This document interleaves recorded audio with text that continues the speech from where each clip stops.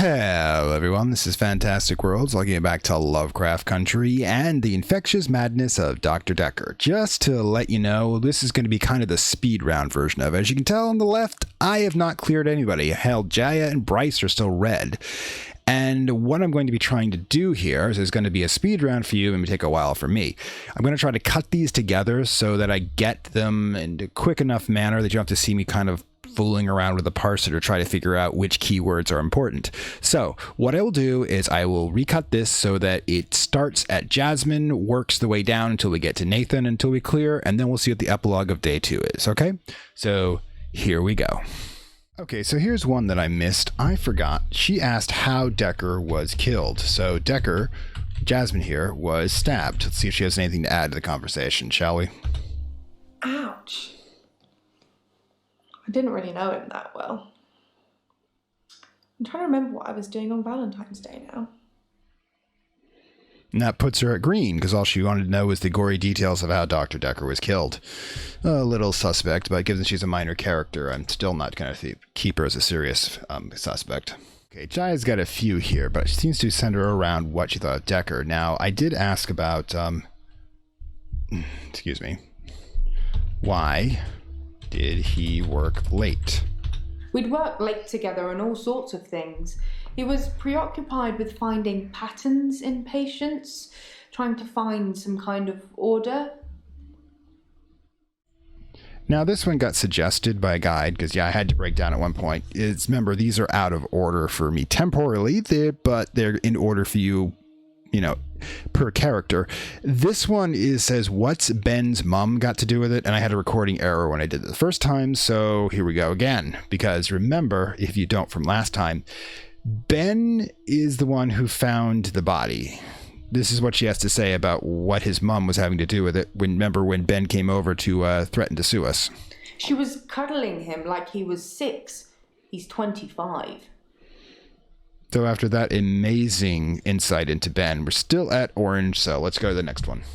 Okay, this one I should have picked up from before. Remember the videotape where it shows Albury pretending he's going to, reverse gravity, and then, of course, just the screen goes black, but nothing happens, and then suddenly you hear a clash of a glass? Let's see if Jaya knows anything about that.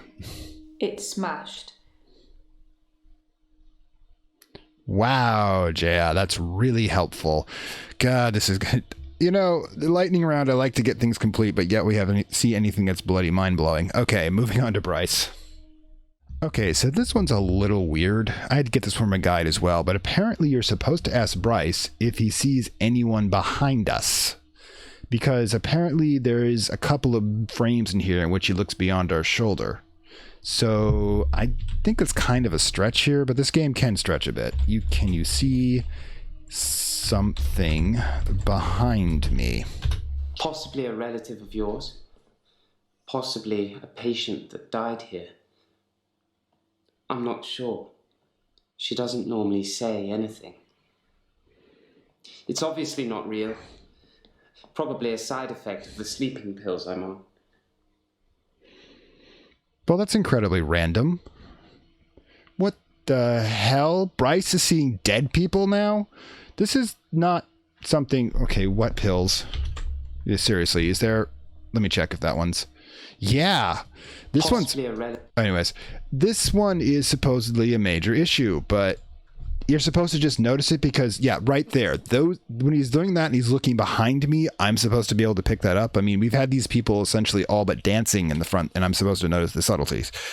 Yeah, this game should have emoted this. Whoever the director is, you should have made this guy emote a bit more, like have him stand up and look startled. That would have given me an idea, but, okay, so let's go through the replay and see if there's anything I missed. Possibly a relative of yours.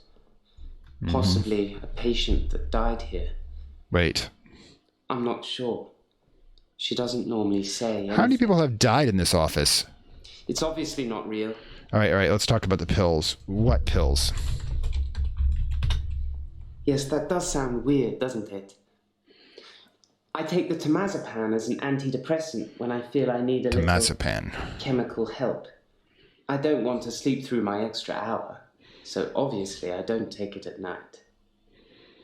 Okay, so he's taking a sleeping pill during the day, which is causing him to hallucinate, because at night, between midnight and his version of midnight and 1, he gets that extra hour because he wants to be awake during it, because so he can go photograph nude people. But as you can see, that put Bryson to green, but that was obscure as hell. All right, moving on to the next one. Okay, first one with Eileen is how do you change your skin? Because we missed that part. I don't know how it works. I just know that it does. Not terribly helpful. My quest for completion may not be as satisfying as we'd hoping it to be. Hang on, let's see what else we've got. Okay, so back to our Angel of Death. She says there's no harm. We don't understand why it's not wrong for her to keep the locket of, her patient/victim there. Okay, so what don't we understand about you keeping trophies? The bond I have with my patients. Okay, that's creepy. It's not the same for the other nurses. They don't have my special talent.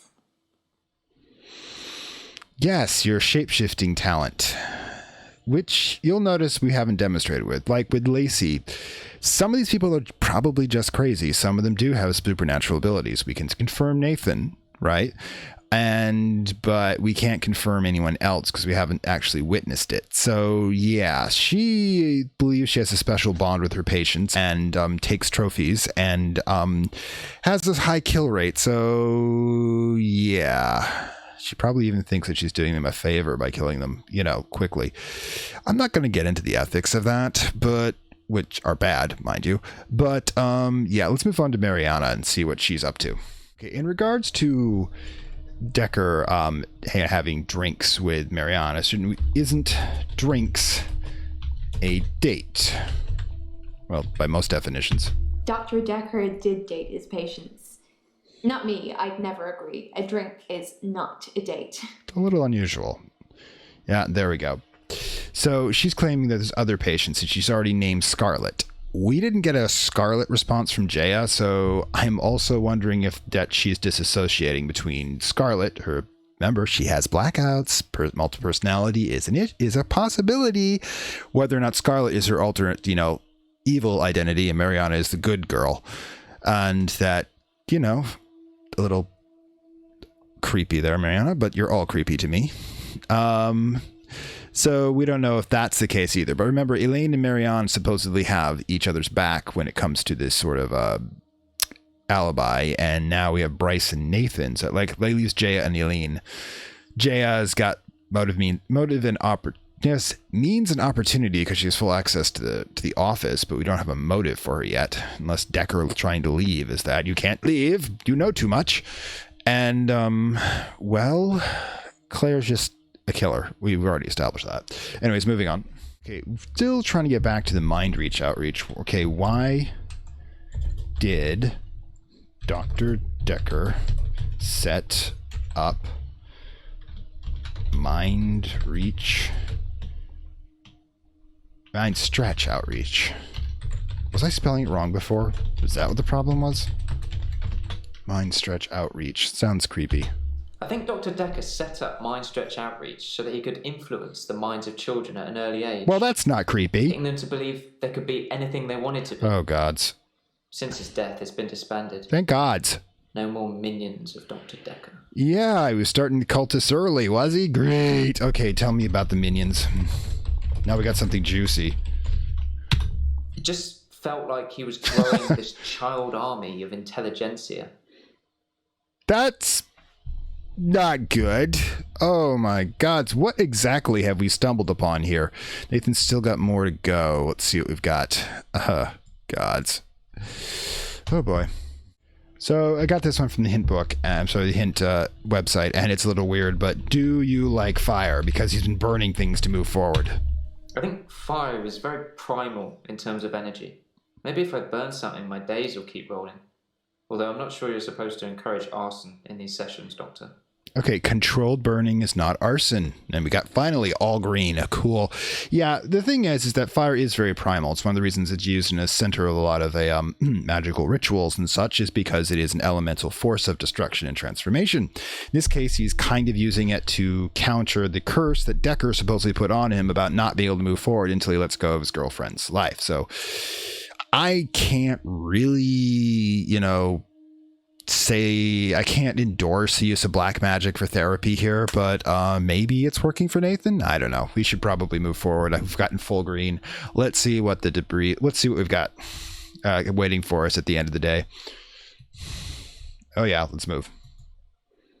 David Hunt. I can change my skin. Then skins. Dr. Dekker dated his patients. I had a hot date. We went out for drinks. I took photos of Jessica. Dr. Dekker did phone On Valentine's Day. and ask me for Nathan's number. There was a girl there. Am I wrong to keep the locket? I'm allowed to talk to her, aren't I? He was preoccupied with finding Photographs. Patterns. Rocking chair. I haven't been back to the beach since I had a bit of a shaky loop incident. where I find something I set fire beautiful in the sea. to Hannah's clothes in the garden. I dug the grave. I wish I'd said goodbye. Dr. Dekker cursed me. It didn't weigh enough to have a body in it.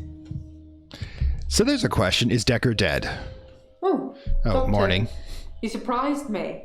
Reminds me of Officer Yates. Who? Did I ever mention I had a special friend in the police force? Nah, it's not something you drop politely into a conversation. Especially as a He's been client. doing some digging and he's found a couple things. There's a crime scene report that goes into all the gory details and another report that's about the patient you're seeing today, Claire. I'll Yeah. put them both on the desk for you. And thanks for the grief counselling, by the way. It's really been helping, you know, I'm so glad you're here. Don't touch me. Sorry, she's the one who really frightens me the most. She's my top for the killer at this point. The only reason that Claire... Go ahead. Oh, fine. You let me live. Thank you. And welcome to the nightmare that is day 3. Currently, we have got 10 to 15 minutes possibly on recording here, which is not going to be enough for an episode. So I'm going to go ahead with probably Professor Warwick before we close out, depending on how long it takes to suck his questions dry. But let's go over a couple things. First of all, like I said, we have Jaya and Elaine as the two suspects I have most. Sorry, Jaya and Claire.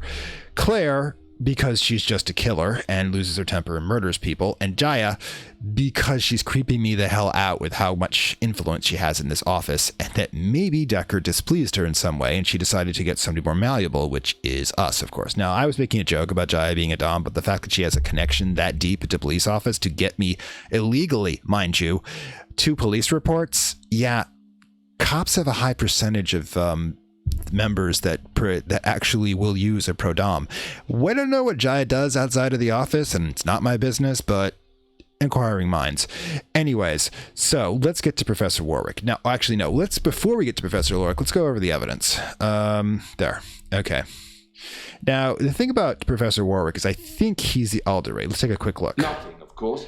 There we go. So that's the picture, I think. And he said that that was when Albury was testing Dekker by pretending to be a patient. But notice the way he's doing it is he's incepting into, I love that word, incepting into Dekker's mind the idea that he can create chaos by getting patients to believe they have supernatural abilities. Now, he's referring specifically, like I said before, to the observation effect that essentially some physics believes that reality exists because it's the consensus of everyone's perception of it, that if we started perceiving it in different ways, chaos would ensue because there wouldn't be a single consensus reality, which is probably why Nathan was a little concerned about those children that Dekker was trying to program to become cultists. Now, cultists is kind of a weird thing. They don't actually believe in a religion. They just believe they have superpowers, which is, of course, not part of the standard consensus reality. Now, consensus reality of the human race does involve things like ESP or UFOs, but those are fringe. Those are never accepted as mainstream. The idea being if sufficient people started to believe them to the point where they became mainstream, they would become part of their consensus reality. I'm not quite sure reality is that malleable. Seriously, it was here around before humanity. It'll be here after humanity. I think we're overstating our case, but this is a Lovecraftian universe, so anything's possible. Now, let's look at the crime scene report and get an idea of what it looked like, when Claire or Jaya butchered our predecessor. Crime scene report summary. Case 221-1084. I'm not sure there's a Easter egg with the numbers or anything. 14th September 2017, Valentine's Day. Wait, he doesn't have a first name? Oh, that's just sad. Couldn't afford one? Dekker? Positioned victim. Victim's located in his office, seated in a chair behind desk, soaked in blood with obvious chest wound. Possible murder weapons. Paper spike. Death's accessory, it's England, 150 millimeter long, protruding from the approximate region of the victim's heart. Good. Obviously, it's not the coroner doing this. There's the coroner. Time of death, estimated from liver temperature between 8:30 and 10:30 p.m. So anybody who has a alibi up to 11 p.m., obviously... is the note the victim's body was reportedly discovered at 10:20 p.m., which means it is possible the person who reported it, which was that Ben, is the one who killed him. Would we actually consider Ben to be the killer? I mean, that would be a totally out of nowhere twist, and some people do it, but yeah, I don't see that as being a real possibility. It would kind of be a cheap ending. But extenuation due to penetration of left anterior descending coronary artery. I actually know where that is. Ow, that would have been quick. Basically, your own heart pumping out your blood.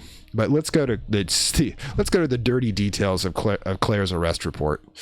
Yeah, why she's pacing. I'm going to read her arrest report while she's pacing in front of me. Now, there's a psychological statement right there. Statement of Christian Weber, police officer 7691. To the best of my knowledge, this statement is true. I understand I may be prosecuted if I have stated anything that I know to be untrue. God, I wish they would freaking, enforce that law these days. You would not believe some of the crap you can find. Yeah, there are first responders in my family. I have stories, many of which I'm probably unable to tell. At 2040 hours on Tuesday, 8th November, myself, PC, which is, I believe, their version of, I don't know what it's called, Patrol... Constable, that's it, which is their version of a beat cop. 9725 Holt responded to a call received from the neighbor, there's that you, British spelling, of the Bower House, Westchester Park Avenue, concerning reported disturbance. That even sounds like a ritzy address. I don't know if that actually exists. We arrived at the address and knocked on the front door, but there was no reply. We'd examined the rear of the property and gained entry through insecure patio doors. I don't know if that's legal in Britain or not. I know that whether or not police can break into a place if they think a crime is underway, it gets abused a lot in America. Probably in Britain too. We entered the property through the door and announced myself by shouting police, but did not hear any response. We searched the premises. Upon entering the dining room, I saw a female seated next to a man who was lying on the ground. The man did not appear to be conscious. Both persons were drenched in blood, and there was a substantial amount of blood on the carpets, wall, and furniture. I noted what appeared to be a snake knife on the floor, but it was also covered in blood. At this point, I asked the woman to put her hands on her head, which she did. PC Holt secured the female while I checked this man for signs of life, but find none. Now remember, she says David's alive and brain damaged, but the cops say she's dead. He's dead. I asked the woman her name. She identified her as Claire Castleford. After she knew the dead man was,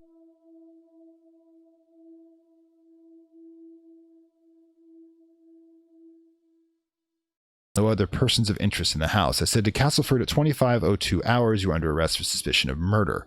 I then cautioned her to place her in the back of the police car for transportation to Western Park Station. Now, if you want to get esoteric, you could say something like a Bryce must have killed him, and then, she appeared to do so. Now, there's no supernatural in this one in that regard, because Bryce is at 2400. The body would have been found at 0100, 0200. I'm not exactly sure how the time changes work for him. But, this happened at 840. So, yeah, it goes pretty much the way she said it, but she believes that David's alive. Now, of course, this being a Lovecraftian universe, whether she's hallucinating him and the girl, or, she's a necromancer, we got to find out.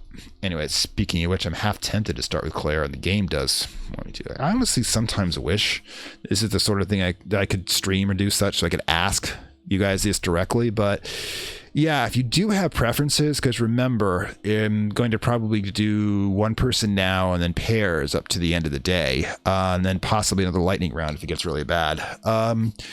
Should I do Warwick or Claire? I don't know. I've got Claire on the brain right now, and she's one of the possible killers. So we're going to go with Claire. We're going to go with what they're suggesting here. So I'm going to break pattern a bit. Okay. So what do we want to say? I guess we just say, how are you? That's how we've been starting before. I've been to the lake house regularly, keeping an eye on David. I saw the girl again, the one I told you about. She was playing outside. Okay, well, that's good. Is she really there? Is she with us in the room now, Claire? I probably shouldn't ask her that. Let's see. Could ask her about David. Yeah, okay. It's got a star over there. I've been trying to get an indication of which ones I should do so by leaving on the answers one on there. It kind of lets me know which ones are important. And let's see. Tell me, did you remember we told her you could speak to her, to speak to the girl? I didn't speak to her this time. Something about her made me feel uneasy. I just watched her from the bedroom window. Ah. She'd caught a fish. She was holding it in her hands. That's interesting. Why? Why would... No. Just, there's something I'm supposed to do about with her, but we should probably tell you about... tell me about your arrest report. It makes for interesting reading, doesn't it? Ah, she's got it. I can tell you're dying to ask me about it. Fire away. So she illegally got it as well. Or don't think the actual suspects get to take those. She's rich. Now I've got a dom in the office, so apparently that's how I get my stuff. Because apparently Jaya's got contacts everywhere. She really frightens me. Okay, you were arrested for murder. That's what it says. I can see you're confused. The police say that David is dead, fatally wounded when I stabbed him. The coroner says that David is dead. Everyone says that David is dead. There was even a funeral. But I know he's alive. Wait. Tell me about the funeral. Because we'd have somebody who probably was there, don't we? He's buried at Henley Church. Yeah, that's what I thought. You can go see for yourself. There's even a headstone. One of your other patients was a pallbearer. I never forget her face. You should ask him. Ooh, so that's something that we do. So, oh yeah, like look at those stars start adding up over there. This is going to take a little while. Do you know Bryce? Smuggling a body out of a funeral can what? be difficult.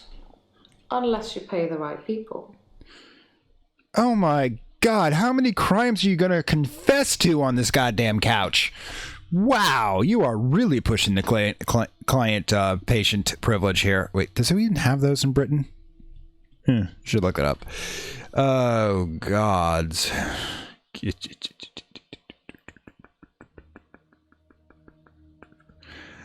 Oh, you know...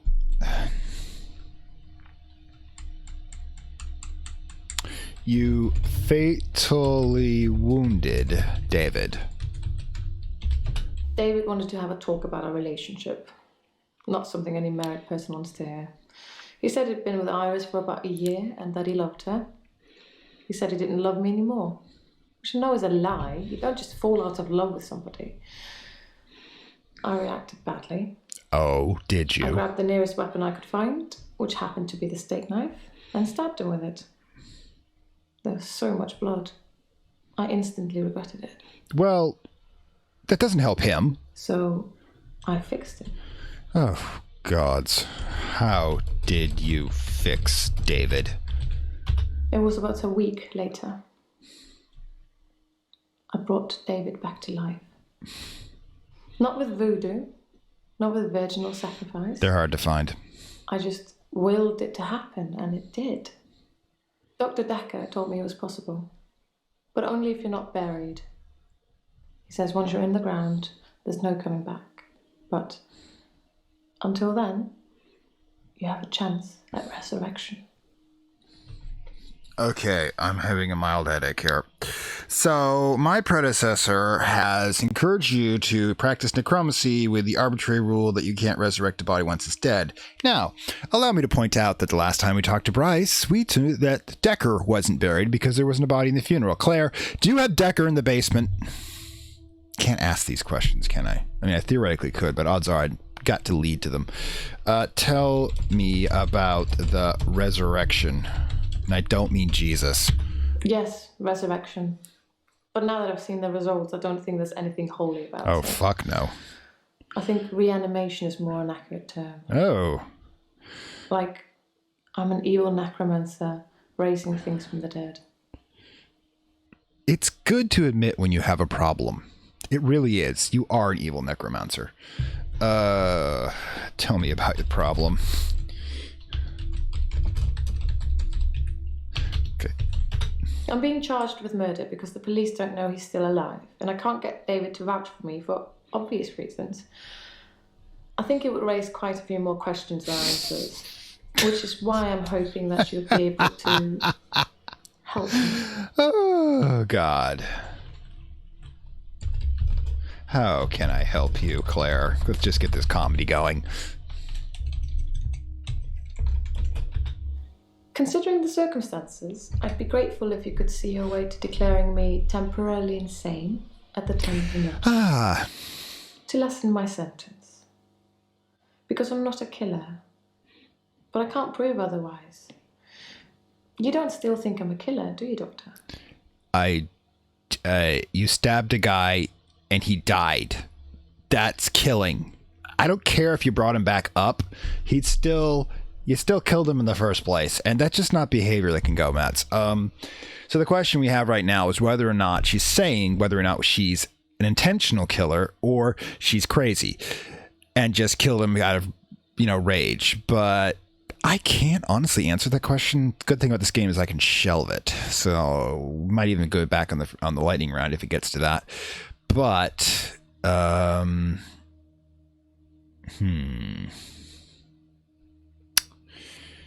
a minute. We know with the murder weapon, it's a paper spike, right? Because we know she likes to stab people. Okay, must hit cap. A paper spike is an odd thing to use as a weapon. I suppose if it went directly into the heart, it might work. You think about these things. Through his eye, or perhaps through the ear into his brain. Or was it just a frenzied, bloody mess of a murder? Do you know, Doctor? God. I'm gonna make sure there's a revolver in the desk here. Gods.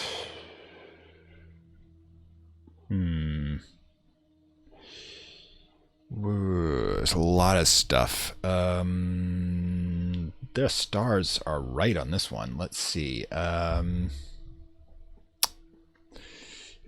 Why can't you prove David is alive? David, not David. Is that actually a name?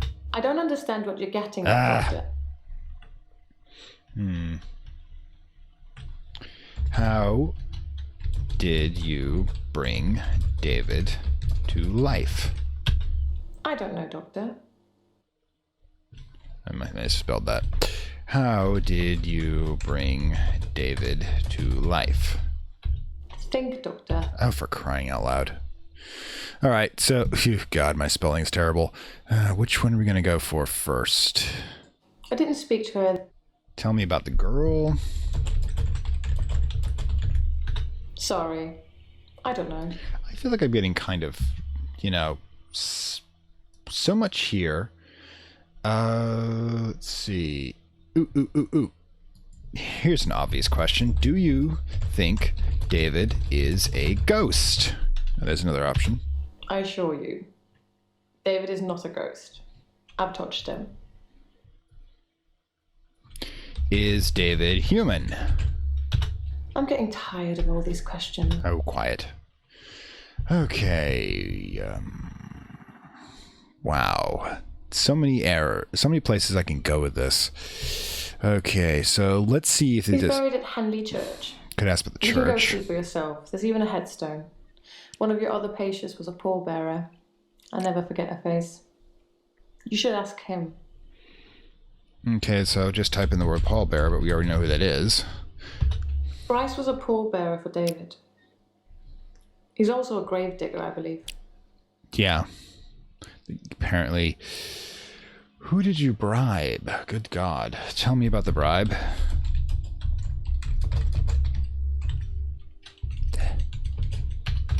Try asking me something I might know. I think you do know about it. Okay. Let's go with the resurrection part. Yes, resurrection. But now that I've seen the results, I don't think there's anything holy about it. I think reanimation is more an accurate term. Like, I'm an evil necromancer raising things from the dead. Okay, try results straight up, but I think we probably already did that. Nope. I think his brain was already decaying during the week that he was dead. Yeah, that's how it works. Important bit. Uh-huh. So when I brought him back to life, I didn't heal him completely. Just gave him life in the state he was in. I mean, he's hunting and killing things and trying to roast them on fires he can only light with matches, but that's about it. So... He's your basic Neanderthal. Neanderthals don't use matches. So I have a problem. Right, and we asked about the problem. Okay, gods. Oh, there are so many things we could do with this. I don't know which direction to go in. Also, whether or not she's a killer, we got to do that. Gods. All right, I'm going to say, no, you are not a killer, because I don't want her just to kill me right here. Thank you, Doctor. So then you'll help me. You'll say I was temporarily insane. There's a question.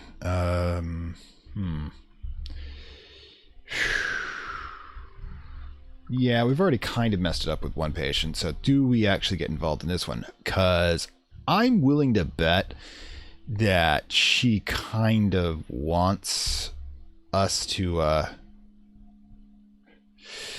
do this, and she's hint and pointing out how rich she is, so she's probably fishing, seeing whether we're fishing for a bribe. Do we consider her to be... Oh god, I just remembered this is called Spiked. This is the freaking... This is the name of the... Oh, for hell out. I thought it was people who were on drugs. No, it's Spiked, as in, he was spiked to death. Dekker. Which is hilarious and terrifying at the same time. So, yeah. So, okay. So, do we think she was temporarily insane? I mean, she's kind of... Let me put it this way.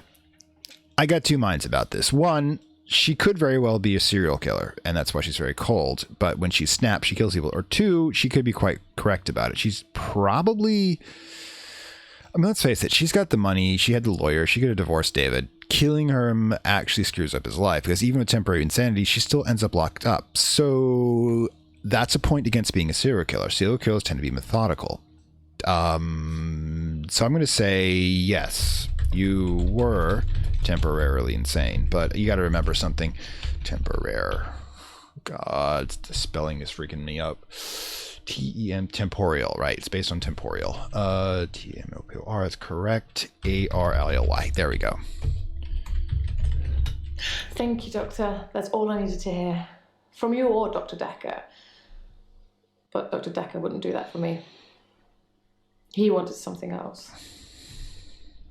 Okay, what did Dekker want? Dr. Dekker teased me mercilessly about my electability. He didn't believe I'd reanimated David. Once, he presented me with a dead mouse and commanded me to give it life again. I didn't, of course. It's not something I'd throw around lightly. He changed his mind about me eventually. And then he mentioned the girl. Oh. What girl? Okay, what girl did Dekker mention? He told me he'd locked up a girl in the basement of his house. The fuck? Just for me. And he asked me to reanimate her. It was Iris. The hell? I said I couldn't reanimate something that wasn't dead. Oh, no. He said that wouldn't be a problem. Oh, Russ. So I agreed. Wait. I just played along. I was hoping it wasn't real. I assumed it wasn't real. But he was offering me what I wanted. A temporary insanity diagnosis. You're crazy. I got no problem with saying you're crazy. The type of crazy we're still working on. Oh, God. Did you resurrect Iris? It didn't happen. Dr. Dekker called me from his house to cancel. He was furious. He said that Iris had escaped, and he blamed me for it. He said that I must have set her free after he told me about her. I knew it was all lies anyways. He was obviously titillating himself by reprimanding me. The hell? He knew I'd never want to speak to Iris again, so I couldn't prove it either way. And a bunch of fucking crazy people, for sure. I mean, I was just kind of thinking you wanted to talk about, you know, still stuff and what Dekker wanted.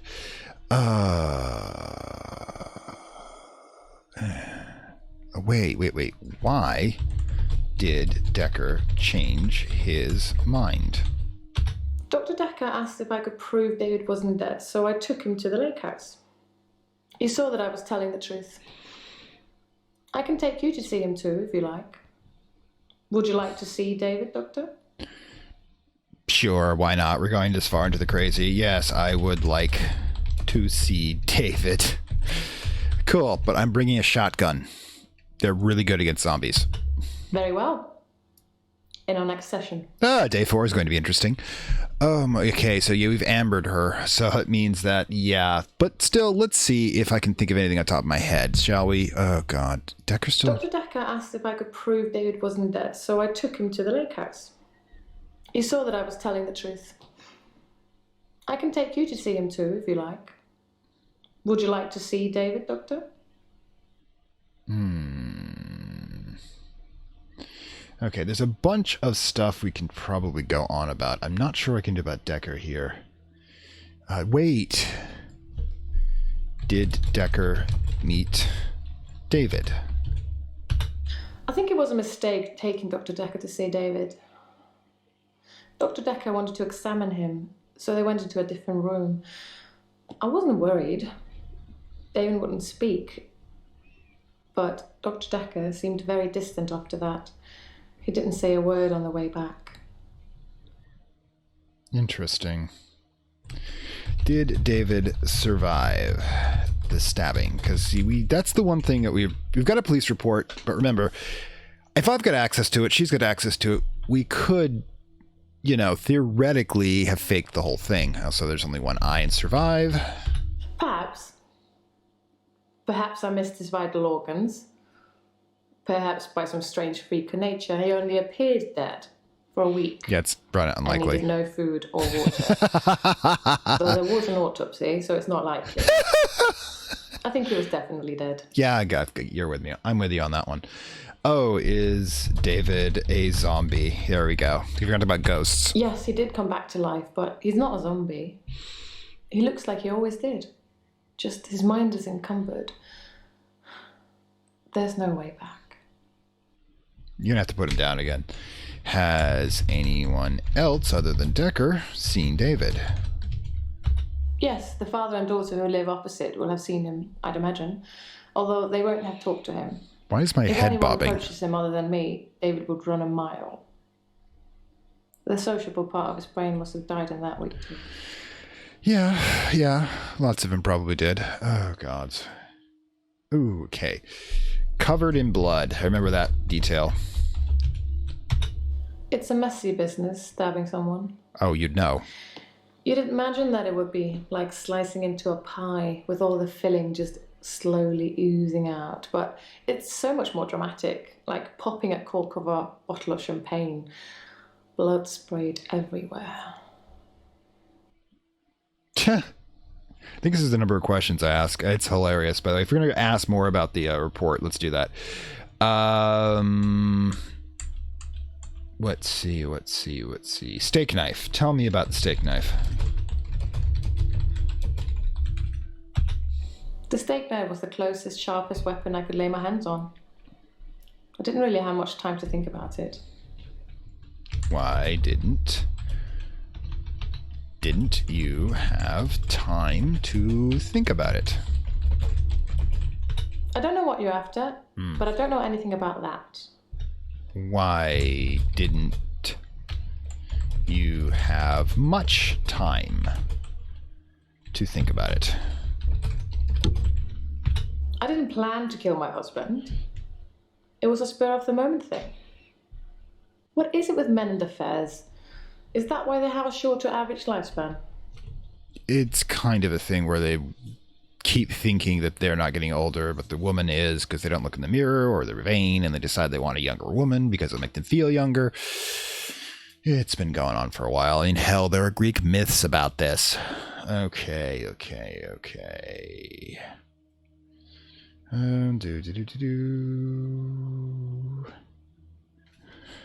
Why is reanimation more accurate? Remember, keeps using different words. David was dazed and confused when I brought him back to life, as you'd expect. He was scared. He didn't want me to go near him at first, which is understandable, as I did kill him. But I didn't really succeed in bringing him back. He wasn't a big talker before, but even monosyllabic words were more than what he seemed able to give me. I love the word monosyllabic, by the way. Okay, so why do you say you didn't succeed? Gotta get this right. At bringing him back. I've got to match the diction of what she says. He made sounds. I could understand him a bit. I thought he'd improve with time, like a child learning to talk, but he didn't. It's only recently that I've come to that conclusion, that he's not going to get better. He's not going to be right again. I think it's his brain. At least he is safe where he is. Where is he safe? Now, the interesting thing about bringing people back with having damaged brains, it's really hilarious because you may be aware that I have the paranormal radio theater where I do live readings or cut old radio plays together to make a more cohesive narrative. The reason I did that originally is in Secret World. There's a Halloween mission which involves those type of stories. It's links up there if I remember to do that. But the thing is that the first one was called Death Robbery, which had Boris Karloff being one of the characters in it, which was set in the early 1940s, I think, and dealt with the fact that a scientist managed to resurrect bodies. He could do animals quite well, but the story is about what happens when he does a human, and it's a similar result. If you want to check it out, and I remember this tweet, it'll be up on the upper right there pretty soon. I think I have to wait 30 seconds to space these out. Anyways, where is he safe? At the lake house. He doesn't move from there. For good reason. What good reason? David shouldn't be alive, so he can't just stroll around the neighborhood. It's unseemly. I did think he'd be able to rejoin society at some point, but not anymore. He's getting worse, not better. Why? Well, why would it be unseemly? I mean, besides, him coming back from the dead. Do you see David here? No, Doctor. That would be ridiculous. He doesn't move from the lake house. Gotta remember how she says this. I'm sorry, Your Honor. What I meant to say is that David never leaves the vicinity of the lake house. I think his hunting would be severely restricted by trying to do it from the kitchen window. Okay, that's fair. Whoa. Did David speak to Dekker? Because remember, he came back very quiet. And I remember I don't know if you've ever seen The Gunslinger from Stephen King, but there's this great part where a man is resurrected, and what he tells people about on the other side drives them mad. And the thing is that you don't actually find out yourself, of course, because otherwise you'd be mad. You're saying that my David would speak to Dr. Dekker, but not his beloved wife? I don't think so, Doctor. And even if that were true, what would he say? What would he tell him? Is David still alive? You tell me. What could possibly explain that? Oh, wait. Are you lying about David? If David doesn't exist, then that means that I really did kill him. He really is buried, and I really should be going to prison for a very long time. That just doesn't seem right to me. And it's more probable that I reanimated him under Dr. Dekker's guidance. Yeah, okay. I think we've kind of been locking down what the problem is here. Let's see. You tell me. What could possibly explain that? Oh. Got a few other things, but I'm beginning to think, let's see, how many stars? I should have a relatively good sample, an idea of how many stars should be remaining before I let it go. Dekker changes mind, paper spike. Oh, the paper spike.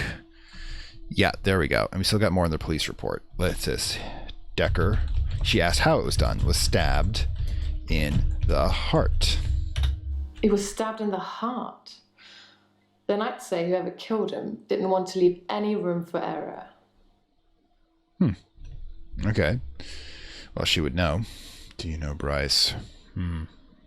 But the thing is, I'll probably have to cross-reference with Bryce before we can do any more. Is there anything here? It makes for interesting reading, doesn't it?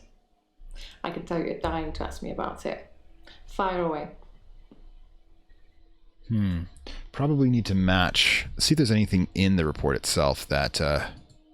Nope, that's his report. Okay. We examine the handwriting.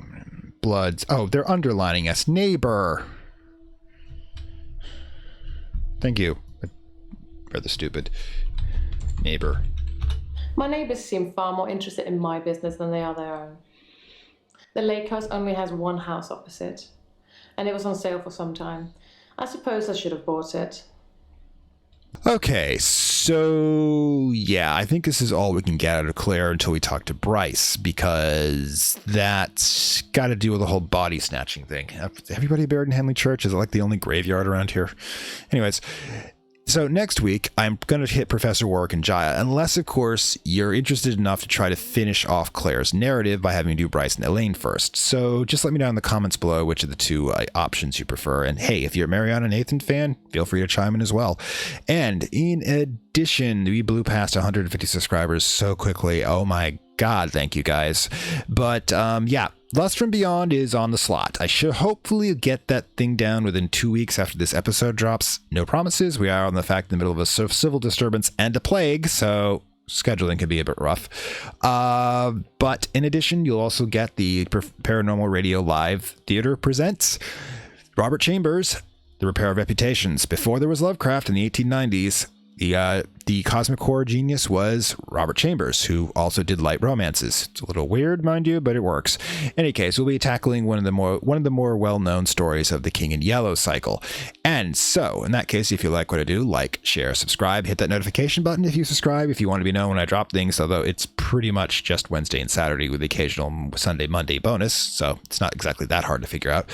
And if you really like what I do, down below there are links to the Gumroad payment platform, and we do have stretch goals for that. The next one is the Secret World Legends Lore Hunter series, about $3 away from that, I think. And I have an idea for the next one, but I have to make sure I have the tech for it first. I'm kind of doing this on my own, and amateur learning on the way. In any case, I'll see you next time.